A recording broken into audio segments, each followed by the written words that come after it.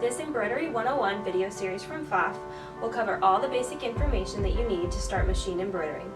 We'll talk about thread, stabilizer, hoops, and about how to hoop up and stitch out your project using the PFAFF Creative 1.5 sewing and embroidery machine.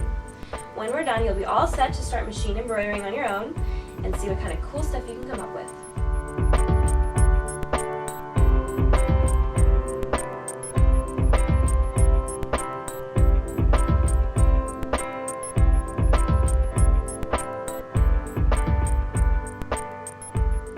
So the Creative 1.5 has two capacities it can operate in.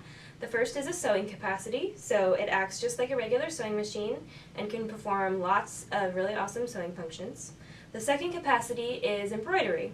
So when you're ready to embroider, what you do is attach the embroidery unit. This is the embroidery unit for the 1.5. So let's talk about a few of the parts of it so we're familiar with it and understand a little bit about how it works. So this right here is the embroidery socket. This is going to connect to the machine, and this is how information is relayed from the machine to the embroidery unit. This piece right here is the embroidery arm. So this piece moves back and forth and forward and backwards as you're embroidering to control the design and the stitches and the size of everything. So this is how the embroidery is created. This is the hoop attachment, this apparatus right here. So this is where the hoop is going to connect so that it moves with the embroidery arm. The last part of the unit to talk about is the release lever. The release lever is around the side of the unit, so this is how we are going to take the unit off when we're done with it. So to put the embroidery unit on your machine, first we're going to take off the accessories box, and we're going to put that aside. And we're going to take the embroidery unit and we're going to gently slide it on, and it will pop on and snap into place. And that's how you know it's connected. When you're all finished and you're ready to take it off, you want to reach under the side and squeeze the release lever and then pull it off the machine. And that's how you take it off. So on the 1.5, when you connect the unit and it's snapped into place, when you turn the machine on, then it's going to turn on in the embroidery mode so it knows that you're ready to embroider.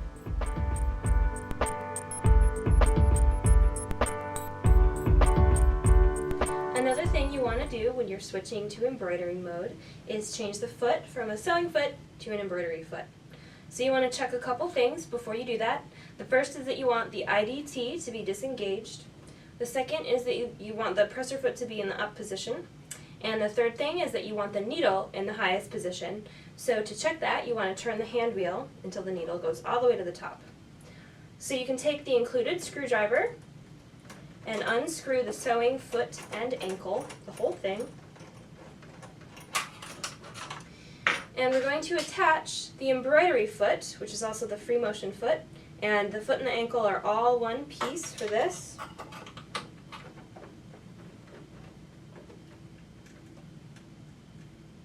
And you want the arm of the embroidery foot to be resting against the needle screw, so the screw that holds in the needle. And then we will tighten that up, and your foot is ready for embroidery.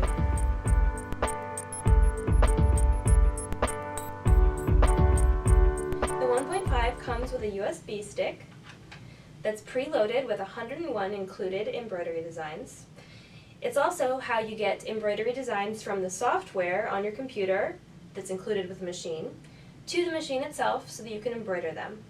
And lastly, it's also how you update your machine. So you can get updates from the PFAFF website, put them on the USB stick, and then stick it in your machine. There's a USB port on the machine on the same side as where the power cord is, and it's going to go in just like a USB stick would on a regular computer, just like that. So while you're embroidering a design from the USB stick, you don't want to take it out mid-embroidery because that's going to confuse the machine. You want to wait until it's all done, and then you can take it out, just pull it out. There's no need to eject or anything.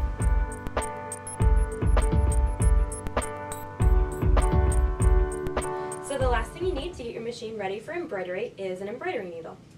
So an embroidery needle is different than a machine needle or other sewing needles in a couple different ways.